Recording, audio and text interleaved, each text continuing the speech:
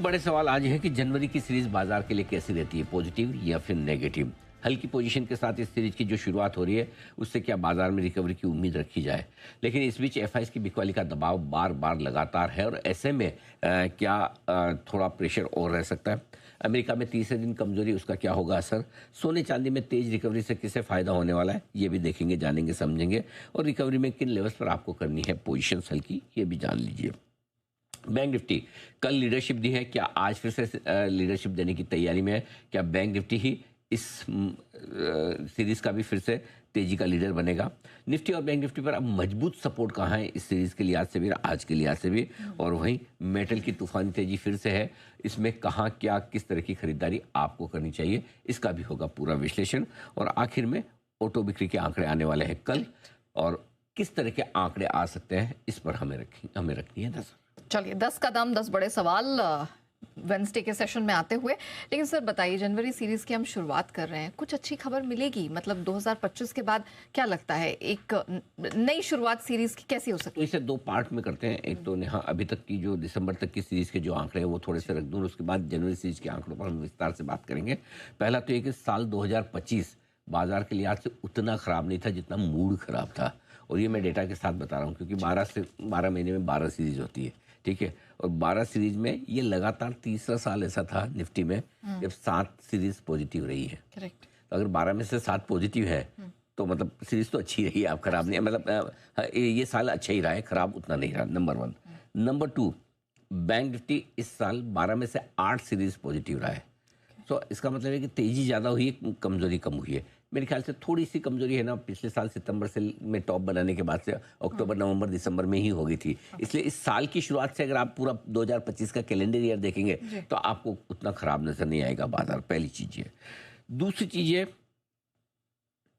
नवंबर के बाद, नवंबर में पिछली सीरीज थोड़ी सी नेगेटिव थी, इस बार वापस से बैंक निफ्टी की सीरीज पॉजिटिव हो गई, यह एक अच्छा संकेत रहा।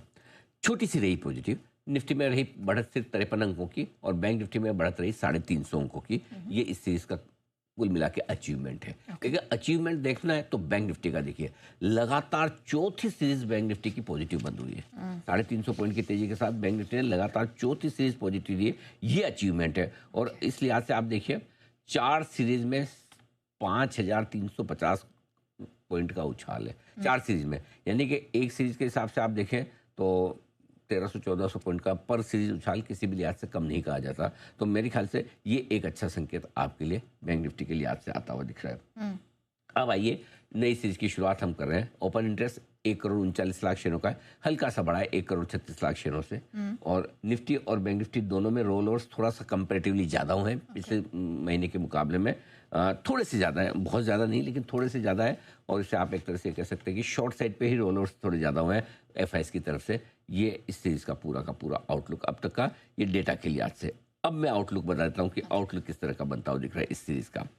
2-3 चीज़ें बड़ी इंपॉर्टेंट है। सबसे पहली चीज़ तो ये कि not so good kind of January series आमतौर पर कमज़ोर रहती है।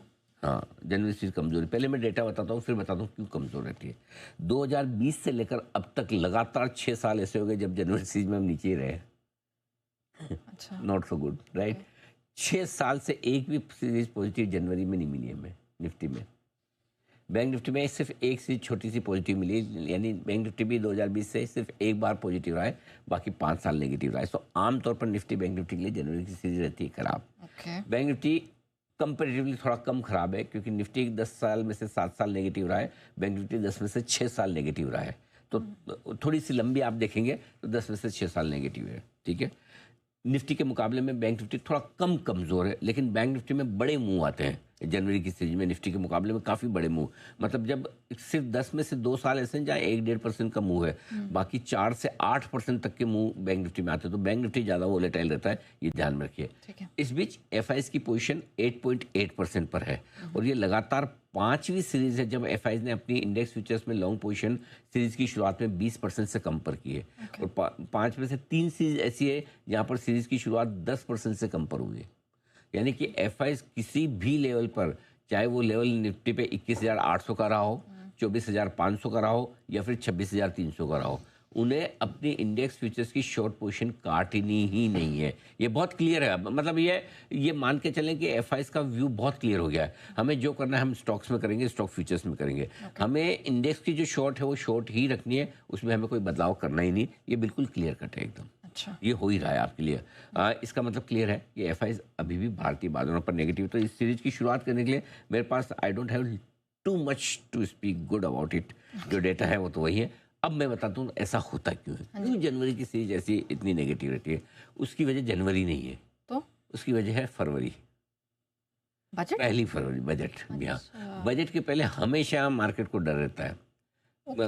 ये आ जाएगा, वो आ जाएगा, ऐसा आ जाएगा, वैसा आ जाएगा। हालांकि पिछले कई सारे बजट्स ऐसे हैं जहाँ पर झटके कम लगे हैं, लेकिन एक आम राय पहले 2-4 सीरीज तो इसलिए खराब हो गई कि एसटीटी बढ़ने वाला है, long term capital gain tax बढ़ने वाला है। 2-3 बार ऐसा हुआ तो उसके पहले सीरीज खराब भी हो जाती। नहीं बढ़े तो फिर फरवरी की सीरीज बढ़िया हो जाती। ओके। ठीक है। और एक बड़ी इवेंट होती है बजट के पहले, तो उसमें डर लगता है। अब अलग बात है कि धीमे धीमे बाजार को ये समझ में आने लगा कि बजट एक पॉलिसी डॉक्यूमेंट ज़्यादा है, बजाय इसके कि आप एक इवेंट के तौर पर उसे देखें। तो इसलिए रिएक्शन थोड़ा कम होने लगा है। लेकिन जनवरी सीरीज में जो थोड़ा ठंडा मामला रहता है वो एक ये वजह है, और दूसरी वजह है कि जनवरी के महीने में आमतौर पर सारे जो बड़े फंड्स हैं वो एमर्जिंग मार्केट्स में अपने फंड एलोकेट करते हैं। इस साल हमें एमर्जिंग मार्केट्स में कितना पैसा लगाना है, ठीक है। उसमें से कितना पैसा चाइना में, इंडिया में, एटसेट्रा सब जगह जाएगा। जब वो डिसाइड करते हैं, और उसके बाद में फरवरी के महीने से या जनवरी के सेकंड हाफ से धीमे धीमे पैसा आना शुरू होता है। अच्छा। तो ये 1-2 वजह है जिसकी वजह से जनवरी की सीरीज आमतौर पर कमज़ोर रहती है, ठंडी रहती है। ठीक है सर, आपने बहुत विस्तार से पूरी जनवरी सीरीज के बारे में बताया, लेकिन इम्पॉर्टेंट डेटा भी हैं जो आज के ट्रेडिंग के लिहाज से और आने वाले ट्रेडिंग सेशंस के लिहाज से समझना जरूरी